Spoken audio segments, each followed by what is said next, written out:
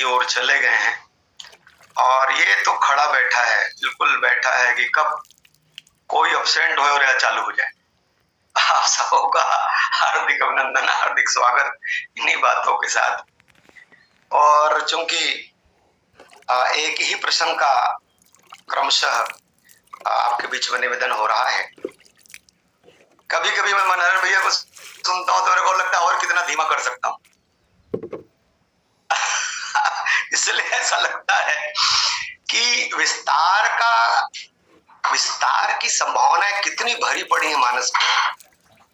मनोहरन आचार्य जी को सुनने के बाद तो मुझे लगता है सारे लोगों को लगता होगा यार इसमें भरा ऐसा पड़ा है कि बस उसको जानने और रखने की आवश्यकता है।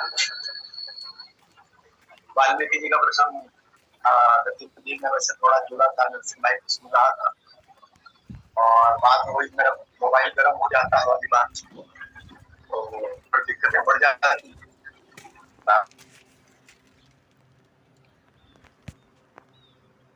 से जुड़ नहीं पाया है। आज के द्वितीय लिंग के वक्ता मनोज वर्मा जी को मेरा सादर नमन है और तृतीय लिंग के वक्ता थोड़ा ध्यान दे नहीं पाया। जो भी भाई है उनको मेरा सादर प्रणाम, सादर नमन है। और मैंने जो पंक्ति चुनी है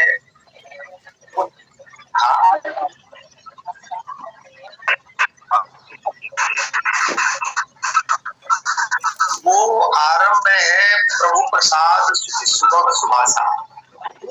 सादर जा सुलहित नासा तुम ही निवेदित भोजन करही, प्रभु प्रसाद पट भूषण धरही, शीस नवहि सुर द्विज देखी, प्रीति सहित करी विनय विषय की। तो आज समझ लीजिए चौपाई का एक और चरण।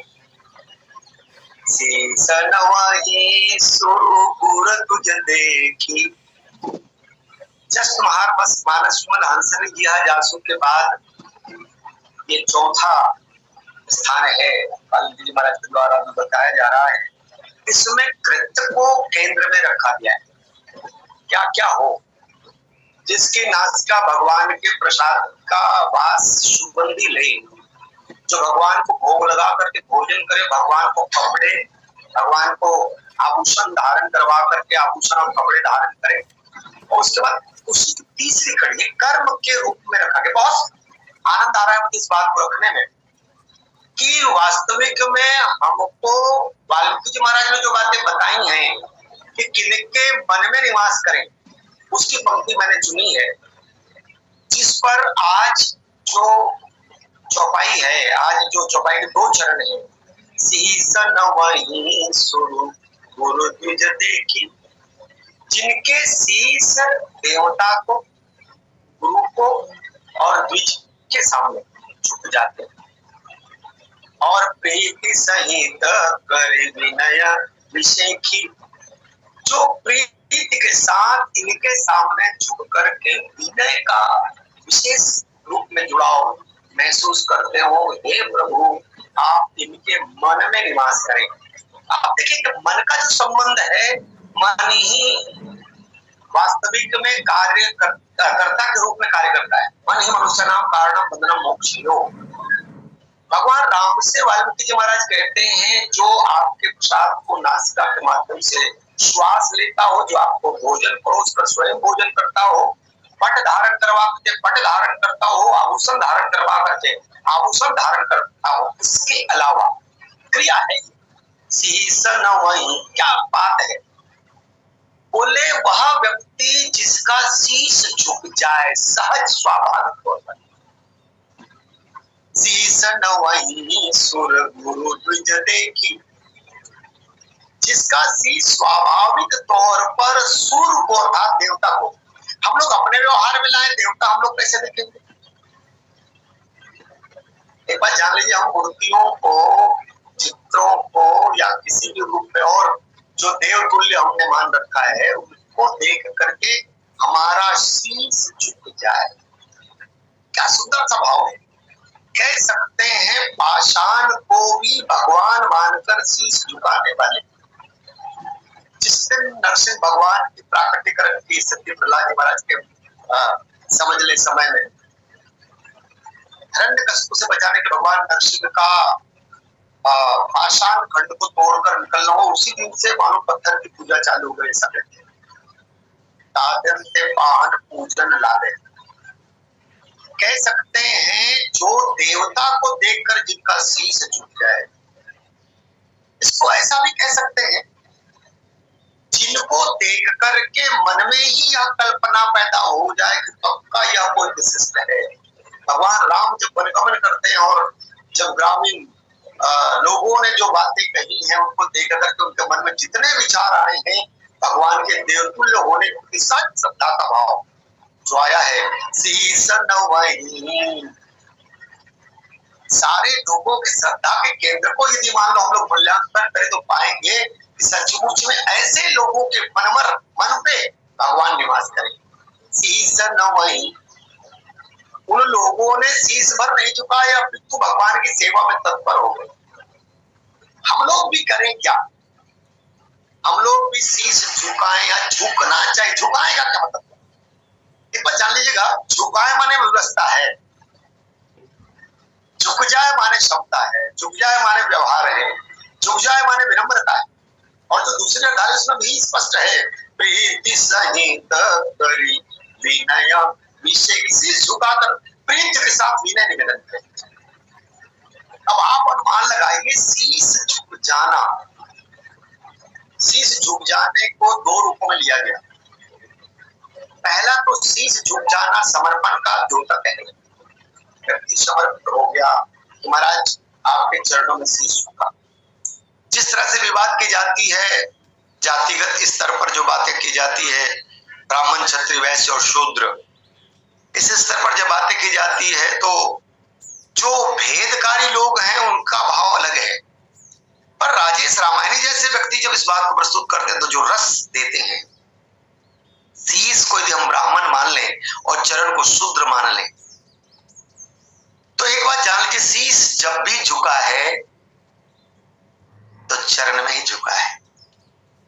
इसका मतलब समझ लीजिए, शीश को हम ब्राह्मण भी माने और चरण को शूद्र माने, यही समता का व्यवहार है, यही समता का। शीश चरण में झुकता है। अब आप अनुमान लगाइए, जो बातें मैं आपसे निवेदन करने जा रहा हूं वो यह है कि वास्तविक में शीश चरण में झुके। किनके चरण में झुके? क्योंकि रोहित भैया मेरे होस्ट हैं, समय शैली का बोले, आजकल गुरु कहते हैं कि चले हमारे पांव नहीं छूते। आजकल गुरु कहते हैं कि चले हमारे पांव नहीं छूते हैं। तो किसी ने बहुत बढ़िया कहा, ठीक ही तो करते हैं, क्योंकि आपने भी चरण पादुका के जगह पहन लिए जूते। आपने भी चरण पादुकाओं के जगह पहन लिए जूते हैं।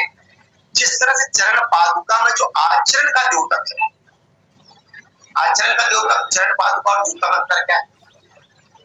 चरण पादुका की दो परिस्थितियां हैं, एक घुंडी वाली चरण पादुका और एक पट्टे वाली चरण पादुका।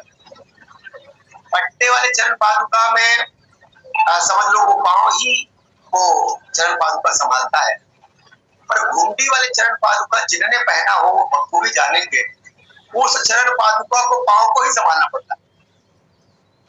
यदि पांव ने बढ़िया उसपे रिब नहीं बनाया, अच्छा उसमें रिब नहीं बनाया, पकड़ नहीं बनाया, तो वो घुंडी से घूम कर पांव जमीन पर और पादुका सामने। घुंडी के कारण घूमकर आप चले तो घुंडी लगी हुई है पर पादुका सामने, पांव जमीन पर। इसका मतलब जान लीजिए, जो श्रेष्ठ है वो पादुका धारण करके मानो उसको भी संभाल कर। इसीलिए भरत भैया ने साफ कहा, महाराज मैं तेरे पास जानता हूं, मैं कौन क्या, मैं किसके शरण में हूँ? मोरे शरण राम ही की पनही, मैं राम के पनही के शरण में, राम की पादुका के शरण। और पादुका की विशेषता क्या है? बोले पादुका कभी चरण तक चल करके नहीं जाता, अपने तो चरण को ही पादुका तक चल करके आता। एक दूसरा, हुंडी वाली पादुका की बात का मतलब ही यही है कि महाराज मुझे आपको नहीं संभालना है, राजगादी को मुझे नहीं संभालनी है, बल्कि राजगादी को पादुका सहित आपको संभालना। तो शीश नवही, अब शीश झुका कहाँ? एक शब्द बढ़िया आता है, हमारे शास्त्रों ने कहा, हमारे मानस ने कहा, श्री गुरुपद नख मणिगण ज्योति सुमिरत दिव्य दृष्टि ही होती। दूसरा शब्द यही कहा कि धूल, श्री गुरु चरण सरोज रज, चरण की धूल। अब आप अनुमान लगा लीजिए धूल को इतना महत्व क्यों दिया गया? धूल की विशेषता क्या है? धूल की विशेषता ये है, चरण में चिपक कर, चरण का वह, चरण में चिपका हुआ वह अंश जो बहुत परमाणु सूक्ष्मतम अंश है। इसका मतलब एक सूक्ष्मतम अंश यदि मान लो हमारे गुरु का, एक सूक्ष्मतम अंश किसी देवता का, एक सूक्ष्मतम अंश किसी द्विज का हमारी माथे पर आ जाए, अर्थात हमारी मति को उसी सूक्ष्मता से परिवर्तित कर दे, तो जान लीजिए कल्याण होने पे रहेगा क्या? हमारी मति का परिवर्तन सूक्ष्मता के साथ हो जाए तो कल्याण हुए बिना रहना है क्या? मतलब यही हुआ, शीश नवही, शीश अपने आप झुक जाए। सुर गुरु द्विज देखी, देवताओं को देखकर अपने आप झुक जाए, गुरु को देखकर अपने आप झुक जाए, ब्राह्मणों को देखकर अपने आप झुक जाए। इसका क्या हुआ? इसका अर्थ ये हुआ कि शीश की जो अहमता बनी हुई है, शीश में जो अकड़ बनी हुई है, शीश जो अपने आप बुद्धिमान होने का या हमारे ज्ञानेंद्रियों के संचालन का दायित्व अपने पर जो स्वीकार करता है, वह कहे कि मेरे सारे अंग का संचालन महाराज आपके आचरण के माध्यम से। इसको मैं भगवान के साथ जोड़कर तेरे को और आनंद एक बातें हो जाएगी। दो बातें मैं लूं, एक मैं प्रसंग लेना चाहता हूँ भागवत जी से, जहां पर बलि महाराज ने वामन भगवान को देखकर जो व्यवहार किया, दो शब्द इसमें मिला, गुरु द्विज, और वो अपने आप शुद्ध है ही। जैसे ही ब्राह्मण के रूप में वामन भगवान बलि महाराज की यज्ञशाला में आए, एक बार जाने जिस मार्ग से महाराज वामन गुजर रहे हैं, उस मार्ग में उनकी विशेषताओं का स्वरूप देख करके ही स्थिति यह है, जिन लोगों ने मार्ग में वामन भगवान की जगह शब्द से जुड़े, ये भगवान की विशेषता अपने आप है। क्यों? क्योंकि जिनको देख करके शीश अपने आप झुक जा रहा है। देखने में तो बालक दिखता है, बिल्कुल छोटा बहका दिखता है, पर श्रद्धा से अनजाने स्तर पर शीश झुक जा रही है। यही तो तुलसीदास जी महाराज, वाल्मीकि जी महाराज को संप्रमाण रखना चाहते हैं, शीश नवही सुर गुरु की ज देखी। अब आप मान लगाइए वामन भगवान के आगमन पर वह भी बलि महाराज की यज्ञशाला में वामन भगवान को देख करके जो भावनाएं बनी महाराज बलि की, और बलि महाराज ने उनको देख करके जब उनके सामने गए, और ये ब्राह्मण की विशेषता भी देख ले। अब ब्राह्मण को ऐसा होना भी चाहिए। जब मुझे वो पंक्ति मिली है तो मुझे उस शैली में बोलना पड़ेगा। ब्राह्मण देवता वामन भगवान ने बलि नहीं, बलि की पिता वामन भगवान जो है बलि के पिता, उनके प्रपिता सबकी प्रशंसा कर रहे, क्या दानी रहे आपके परिवार वाले। आपके पाली विरोचन महाराज ने तो अपना शरीर दान कर दिया। क्रमशः पिता प्रपिता सबकी बात। और एक बात जान लीजिए, किसी के पास दान लेने जाना हो तो दान की महिमा का आप वर्णन करें, और यदि उसके परिवार में दान दाता रहे हैं उसकी चर्चा जरूर करें, दान जरूर करें। गदगद हो गए बलि महाराज की, मेरे पिता की बात की, मेरे परदादा की बात, मेरे दादा की बात की। बोले इनको कैसे जानते हैं आप? बोले आप तो बड़े लघु भाई के दिखते हैं, छोटे भाई के दिखते हैं, पर शास्त्रों में हमने वर्णन है, हमने शास्त्र पढ़े हैं, शास्त्र सुना है, और इसके हिसाब से कह सकते हैं बोले इतने दानी। और आज मैं भी आया हूँ, महाराज आप आए तो आपको भी कुछ चाहिए। वैसे बलि मैं तो आया ऐसे ही हूँ, पर आया हूँ तो मैं चाहता हूँ कि मैं गुरुजी को अपनी दक्षिणा मुझे देनी है, इससे मुझे आवश्यकता है, तो आपके पास मान्य है। अब आप अनुमान लगाइए, जो व्यक्ति झुक, बलि महाराज शीश नवहि सुरु द्विज देख, द्विज को देख कर शीश झुका है, और शीश झुकने के बाद समर्पण का वह व्यापक स्वरूप देखिए बलि महाराज का। जो चर्चा की है शीश झुका, शीश को मैंने प्रारंभ में ही कहा समर्पण का द्योतक है।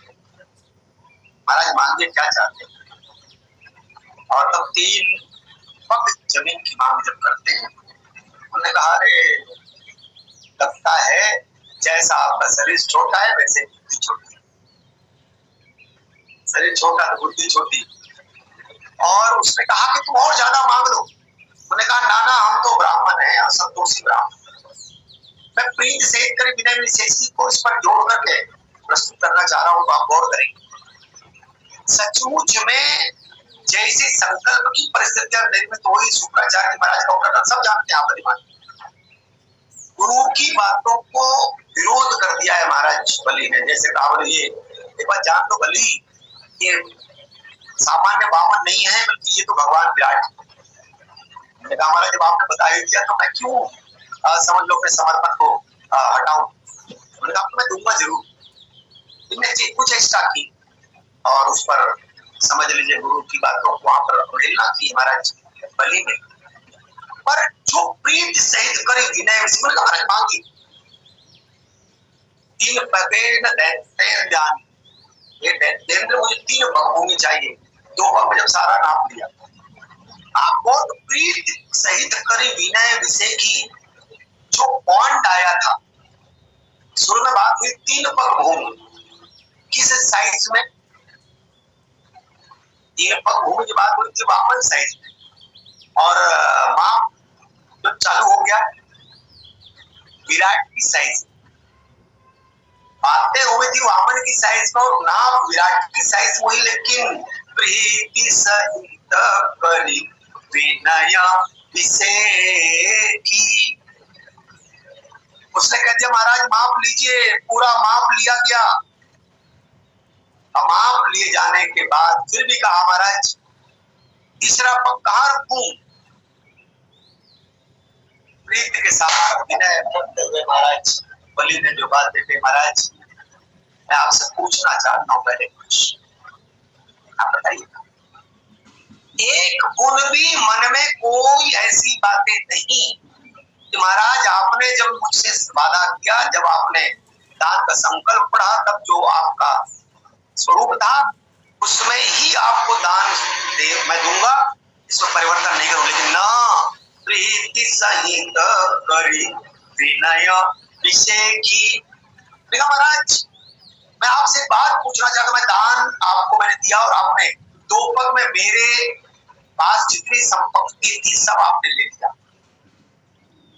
फिर भी मैं अभी दान देने के लिए प्रस्तुत हूं। मैं अभी भी कोई दोष आप पर नहीं लगा रहा हूं। मैं आपसे प्रश्न पूछ करके तीसरा पग देना चाहता हूं। और तब भगवान वामन से पूछा है बलि महाराज ने, बताओ महाराज संपत्ति बड़ी होती है कि धन बड़ा होता है कि धन का मालिक बड़ा होता है? धन बड़ा होता है कि धन का मालिक बड़ा होता है?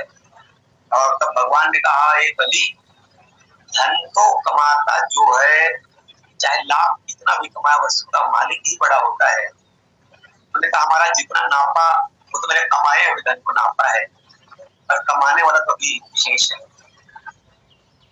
कमाने वाला तो विशेष है। और शीश में चरण रखने की का क्या स्वरूप है? शीश नवहि सुर गुरु द्विज देख, जिसका शीश गुरु के चरणों में झुक जाए, जिसका शीश देवता के चरणों में झुक जाए, जिसका शीश ब्राह्मण के चरणों में झुक जाए, परिणाम क्या होगा एक बार जान लीजिए। समर्पण की स्थिति के बाद जब समर्पण करते हुए कहा महाराज आप तीसरा पग रखिए मेरे शीश पर, और तीसरा पग रख करके प्रीति सहित करी विनय विषय की, विनय कर दिया और प्रणाम ले आया। तीसरा पग भगवान ने रख दिया शीश पर और शीश झुका।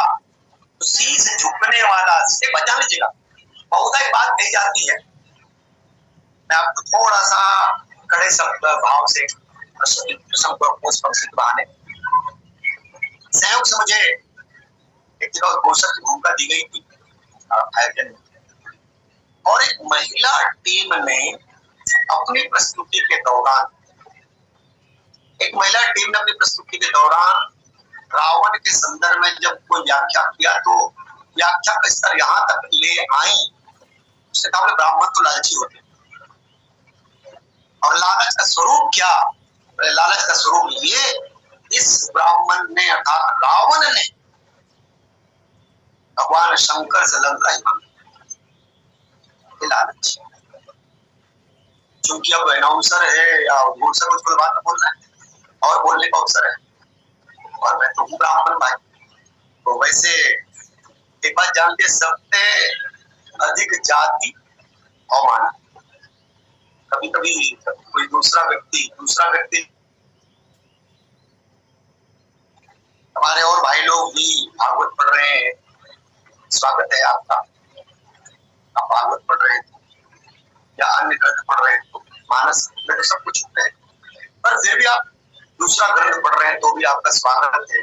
पर एक प्रश्न के साथ, आप यदि मान लो ग्रंथों पढ़ रहे, भागवत जी पढ़ रहे हैं, ब्राह्मण का विरोध आपके मन में है, ब्राह्मण के प्रति श्रद्धा, यदि आपके मन में ब्राह्मण के प्रति श्रद्धा है तो आपका स्वागत है, कुरान पढ़ लें। पर यदि मान लो आप ब्राह्मण का विरोध करते हुए इस कुरान को पढ़ने का प्रयास कर रहे हैं, पढ़ने की दिशा पे, मुझे माफ करिएगा, आपकी सफलता बहुत बेहतर होगी, ऐसा दावा नहीं कर सकता। तो मैं निवेदन जो कर रहा हूँ, उन्होंने कह दिया ब्राह्मण कितने लालची होते हैं,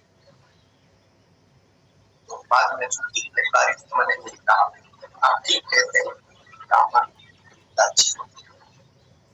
यदि मान लो शनि देव आपको कष्ट दे रहा है, मूल आपको कष्ट दे रहा है, कोई ग्रह आपको कष्ट दे रहा है, और उसकी शांति करा करके ब्राह्मण समझो कुछ धन आपसे अर्जित कर रहा है, ईमानदार से देखिएगा, जो शनि देव, मूल देव या जो भी कष्ट ग्रह दे रहा है, वो किसके पास जाएगा? आपके पास शांत होकर जाएगा, किसके पास? ब्राह्मण किधर जाएगा? तो उसे शांति कराएगी। आपका कष्ट वो आप शास्त्रों की पद्धति से वो स्वयं ले रहा हो, तो मुझे लगता है वो कहाँ गलत कर रहा है। और रावण के लिए जब बात कहते बोले लालच ने मांग ली, जब तुलसीदास जी महाराज लिखते भगवान शंकर कौन है? प्रभु समर्थ सर्वज्ञ शिव सकल कला गुण धाम, जोग ज्ञान वैराग्य निधि प्रणत कल्प करुणा। प्रणाम करें उसके लिए करते। ब्राह्मण देवता किसी के घर की पूजा के ले जाओ और घर के वैभव को देखकर किस ब्राह्मण के मन में ऐसा नहीं आएगा, ऐसा कर मेरा हो जाता। और कल्प तरु हो, इसके नीचे सोच आया हो, तो समझ लीजिए उसमें तो अपने आप दे दिया, मांगने की आवश्यकता है। जो मैं निवेदन करना चाह रहा हूँ वो यही है कि वास्तविक में हम जो आरोप लगाते हैं, आरोप तथ्यात्मक, और वैसे भी रघु महाराज के बहाने से ब्राह्मणों को श्राप मिला, भगवान नारायण को जो लात मारने के बाद, जबकि परीक्षा के लिए लात मारी गई, और एक ब्राह्मण के ब्याज से पूरे ब्राह्मण को जब श्राप मिला, तो ब्राह्मण देवता भृगु ने कहा लक्ष्मी माँ से, माँ आपने मेरे बहाने पर ब्राह्मणों को श्राप दिया है, तो क्षमा करिएगा, मैं भी आज आपको श्राप दे रहा हूँ, आपकी संतान नहीं, आपको हमें ही बेटा मानना पड़ेगा। दूसरा, हम ऐसी संविदा का निर्माण करेंगे कि हम दरिद्र नहीं बल्कि धनी होंगे, लक्ष्मी नाचे। और जो ज्योतिष जानने वाले हमारे भाई लोग हैं, खैर उस दिशा पर मुझे ज्यादा नहीं जाना चाहिए। शीश नवहि सुर गुर तुझ देखी, जिनका शीश गुरु को देखकर, जिनका शीश सुर को देख करके झुक जाए, तुझको देखकर झुक जाए, और उनसे प्रेम से वार्तालाप करे, प्रेम से व्यवहार करे, तो हे प्रभु आप इनके मन में बस। अब आप अनुमान लगाइए कि मन में बसे का जो भावना है, तुलसीदास जी महाराज जब वाल्मीकि महाराज के माध्यम से बातें प्रस्तुत हो रही, मन में बसे, मन ही तो कारण बनता है, मन ही तो विषय वस्तु है कि विषय व्यक्ति को इस दिशा पर ले चलता है। और मन का स्वरूप देख लीजिए, जो तुलसीदास जी महाराज कहते हैं, प्रभु प्रसाद सुचि सुभग सुबासा, सादर जा सुलहि नितनासा, तुम ही निवेदित भोजन करही, प्रभु प्रसाद पट भूषण धरही, शीश नवहि सुर गुरु द्विज देखी। मानसिक तौर पर यह भावना हमारे मन में स्वाभाविक तौर पर मन में आ जाए, शीश नवहि, शीश झुक जाए सुर को देखकर, शीश झुक जाए गुरु को देखकर। गुरु को देखकर क्यों? जान लीजिए गुरु की सारी विशेषता तो हमारे द्वारा प्रकाशित हो रही है। बहुधा मैं गुरु की विशेषता का भाव रखता हूँ, मुझे एक दृष्टांत, चूंकि दृष्टांत की शैली है, इससे मैं उस समय मेरे को मिल भी रहा है, उतना है मेरे पास। क्या बोले, एक स्कूल में एक बहुत धनी लड़के ने प्रवेश किया, बहुत धनी। और जब धनी लड़के ने प्रवेश किया तो उस धनी लड़के के प्रवेश देने के बाद उस कक्षा में माहौल बदला। वह महंगी चीजें पहन कर गया था, महंगे कपड़े, महंगी घड़ी, महंगे सारे संसाधन, स्वयं वैभव के कारण सारे बच्चों का ध्यान उधर जाता। एक दिन शायद वॉशरूम में वो अपनी घड़ी भूल आया, महंगी घड़ी, इम्पोर्टेड घड़ी। और जब इम्पोर्टेड घड़ी भूल आया तो संयोग से कोई छात्र शायद उठा लिया, लेकिन जैसे ही वो कक्षा में आया, क्लास में आया, क्लास में आने के बाद जब उसको ध्यान आया उसके कलाई में घड़ी नहीं है, तो कलाई में घड़ी नहीं होने की बात को देखकर उसने क्लास टीचर से कहा, सर यदि मान लो मेरी घड़ी नहीं मिली तो मैं तो आपको शिकायत कर ही रहा हूँ, प्रिंसिपल से शिकायत करूंगा और जरूरत पड़े तो पुलिस तक जाऊंगा। तो बहुत महंगी, क्योंकि कक्षा में थे और कक्षा में गुरुजी विद्यमान थे, शिक्षक विद्यमान थे। गुरुजी ने बड़े प्रेम भाव से सारे बच्चों से कहा, बेटा एक बात जान लीजिए, कक्षा की बात कक्षा में रहे, बाहर ना जाए। आज मैं अपने बच्चों से निवेदन करता हूँ बड़े भावना से, जिसने भी बेटा धोखे से, अनजाने में या चाहकर भी वो घड़ी को उठाया हो, 15 मिनट का समय हम आपको देते हैं, टेबल में घड़ी रख दो।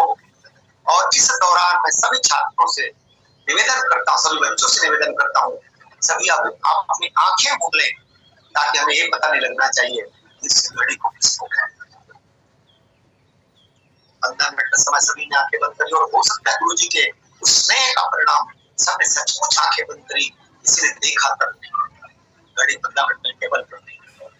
और टेबल में 15 मिनट पर जो घड़ी थी, उस घड़ी को आंखें खोलने के बाद गुरु जी का, बेटा तेरा घड़ी मिल गया, ये तू ले और आगे शिकायत करने की आवश्यकता है। उसका असर मैं क्यों करूंगा जब मुझे मेरा सामान मिल गया। ये समय बीता, 20 साल बीत गए। एक दिन ये गुरुजी जो उस पाठशाला में पढ़ाए थे, कलेक्टर उनके स्कूल में या आने वाले थे, उसके सारी व्यवस्था में जुटे हुए थे। कलेक्टर आने वाले व्यवस्था में स्वयं वो गुरुजी जुटे हुए थे। संयोग से व्यवस्था पूरी नहीं हो पाई थी, व्यवस्था अंतिम चरण में थी। इसी समय कलेक्टर की गाड़ी आई, और कलेक्टर की गाड़ी आई। कलेक्टर की गाड़ी आने के बाद कलेक्टर महोदय उस गाड़ी से उतरे, और जो गुरुजी व्यस्त थे कार्य करने में, व्यवस्था को संतुलित करने में, उस गुरुजी के पास उनका ध्यान नहीं था कि कलेक्टर साहब आ चुके हैं, उनका ध्यान नहीं था, क्योंकि व्यवस्था में लगे हुए थे। ये कलेक्टर स्वयं उतर करके उस गुरुजी के पास गए, पांव में झुक गए, शीश नवहि सुर गुरु द्विज देखी, पांव में झुके। कहा, बेटा मुझे माफ करना, मैं आपको पहचाना नहीं। बेटा मुझे माफ करना, मैंने आपको पहचाना नहीं। संयोग से ध्यान गया गाड़ी को, उसको लगा, सर मुझे माफ करना, आप हमारे कलेक्टर साहब हैं, क्षमा करें, मैं आपको पहचान नहीं पाया, माफ करें, व्यवस्था पूरी नहीं हो पाई थी, मैं लगा हुआ हूँ, देरी हो गई, मुझे क्षमा करें। हाथ जोड़ा गुरुजी ने। कलेक्टर साहब ने कहा, गुरुजी माफ करिएगा, मैं आज आपको याद दिलाना चाहता हूँ, आज से 20 साल पहले आपकी कक्षा में घटना हुई। क्या? एक धनी व्यक्ति का घड़ी खो गया था। आपने घोषणा करी कि 15 मिनट में जो बच्चा उस घड़ी को पाया हो या रखा हो, ला करके टेबल में रख दे, और टेबल में रख दे। हम सब आंखें बंद कर रहे हैं, सब आंखें बंद करते, बच्चों का आंखें बंद करने के लिए कहा। वो घड़ी उठाने वाला छात्र कोई और नहीं, मैं था। वो घड़ी उठाने वाला छात्र कोई और नहीं, मैं था। और उस दिन आपने समझ लीजिए जो निर्णय लिया कि सब आंखें बंद करें, पता तक नहीं लगेगा किसने उठाया है, उस घड़ी के आकर्षण से मैंने उठाया था। और आपके आह्वान पर हमने टेबल पर वो घड़ी रखी। शायद वो घटना नहीं हुई तो आज कलेक्टर नहीं, चोर ही होता। आज छात्र कलेक्टर नहीं, चोर ही होता। आपने ईमानदारी की सबक जो मुझे सिखाई वो इतना घर कर गया कि मैंने उसके बाद वो कार्य नहीं किया, वैसा कार्य नहीं किया। और जिस ईमानदारी से मैंने मार्ग चयन किया उसका लाभ ये कि आज मैं कलेक्टर हमारे गुरुजी। लेकिन आप उसका सारा श्रेय आपको जाता है। सीसन वही सुर गुरु द्विज देख। गुरुजी ने कहा बेटा मैं भी नहीं जानता कि छात्र तुम थे। गुरुजी ने कहा बेटा मैं भी नहीं जानता कि छात्र तुम थे। सर आप नहीं जानते? बोले हाँ बेटा मैं नहीं जानता। क्यों? जब बच्चों को मैंने आंखें बंद करने को कही तो मैंने भी अपनी आंखें बंद कर ली ताकि उस बच्चे के प्रति मेरे मन में भी दुर्भावना पैदा ना हो। उठा दिया था। मैं कहा मैं नहीं जानता था तो छात्र तुम थे। आज पुनः कहता हूँ, आज के बाद भी दुनिया नहीं जानना चाहिए वो घड़ी उठाने वाला छात्र। और मैं भी कहता हूँ मैं नहीं कहूँगा किसी को, क्यों ना गुरु के चरणों में शीश झुकनी चाहिए साहब। शीश नवही सुर गुरु द्विज देखी। ब्राह्मण के चरणों में शीश झुके क्यों? एक बात जान लीजिए, ब्राह्मण मेरी सोच के अंतर्गत हुआ है जो समाज की पीड़ा से पीड़ित होता है। ब्राह्मण मेरी नजर में, मैं सबके बारे में दावा नहीं कर सकता, पर मुझे लगता है ब्राह्मण की संकल्पना मेरे में तो बनती है। यदि गांव में रहता है और गांव में कोई पीड़ित है तो उसका दुख यदि किसी को हो तो उस ब्राह्मण देवता को हो। यदि वो ब्राह्मण है तो क्योंकि वह शास्त्रज्ञ है, वेदज्ञ है या धर्मप्राण है, धर्मप्राण होने के नाते दूसरे दुख से दुखी होने वाला व्यक्ति का, जिसको समाज के प्रति स्वाभाविक संवेदना हो, समाज के उत्थान के प्रति जो सजग हो और व्यक्ति को सन्मार्ग के मार्ग से ला करके भगवत चरणों तक ले जाने की दिशा पे जिसका मन काम करता हो, मेरे जैसे। और एक बात जान लीजिए, ऐसा सोच जो ब्राह्मण रखते हैं पक्का जान लीजिए इनके चरणों में झुकने का लाभ ही होगा। क्यों? एक बात जान लीजिए, जब कोई प्रणाम करता है तो ब्राह्मण आशीर्वाद देते हैं। प्रणाम करने वाला और आशीर्वाद देने वाला दो परिस्थितियां हैं। जिसने प्रणाम किया वो पाने वाला है और जिसने आशीर्वाद दिया वो देने वाला है। देने वाला का मतलब पुण्य, अपने पुण्य संचित पुण्य में से वो आशीर्वाद के रूप में कुछ अंश प्रणाम करने वाला व्यक्ति को देता है, मतलब अपना पुण्य होता है। और निरंतर ब्राह्मण का प्रणाम जब किया जाता है तो उसका पुण्य निरंतर क्रमशः घटता है। तो इसकी वृद्धि कहाँ से करेगा? तो इसकी वृद्धि करेगा शास्त्र अध्ययन से, इसकी वृद्धि करेगा पूजन से, इसकी वृद्धि करेगा लोगों के प्रति कल्याण की भावना सोचते हुए, और तब जाकर वृद्धि कर सकता है। और ऐसे सीसन वही सुर देवता भी देते हैं, गुरु भी देते हैं और द्विज भी देते हैं।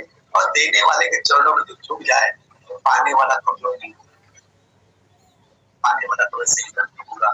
और इसलिए मन क्या बने हमारा, हे प्रभु आप उनके मन में निवास करें जिनके मन के मुताबिक शीश झुक जाए देवता के चरणों पर, शीश झुक जाए गुरु जी के चरणों पर, शीश झुक जाए ब्राह्मणों के चरणों पर, द्विज के चरणों पर, और उनसे प्रेम सहित वार्तालाप, प्रेम से व्यवहार करे। तो इनके मन, दो लाइन और बचा है, कभी परिस्थिति बने तो जरूर मैं निवेदन करूंगा। और मुझे लगता है कि मैं क्रमशः 1 मिनट शेष है, तो यही कहते हुए त्रुटियों के क्षमा चाहकर सबको प्रणाम निवेदन करते हुए अपनी वाणी को विराम देता हूँ। बोले श्यामल राम। प्रणाम निवेदन महाराज जी, और बहुत बहुत धन्यवाद। हमारा इस परिस्थिति में हम आपको याद करते हैं और आप शहर से एक बार स्वीकृति प्रदान कर देते हैं और हमारी समस्याओं का बिल्कुल एक झटके में समाधान हो जाता है। और इतने सुंदर भाव, इतनी सुंदर शैली, कथानक शैली से के उदाहरण की शैली में आप जो रखते हैं, समय का पता नहीं चलता है, किस तरह समय अपने चरम पर आ जाता है और इतने सुंदर भाव लेकर के हम आज इस प्रसंग को सुन रहे थे। शीश नवनीत स्वरूप गुरु तुझ देखी, बहुत सुंदर सा भाव। और आपने जो वो कहानी की शैली जो आपने अपनाई हुई है, ये बड़ा मधुर रस बोलता है इस कथा प्रसंग में। बहुत बहुत धन्यवाद। और देशभर से जुड़े हुए लगभग 58% श्रोताओं के लिए हृदय से आभार, धन्यवाद। आप सभी पुनः रिति लिंक पे इसी तरह से बना के रखिएगा। तब तक के लिए जय श्री राम।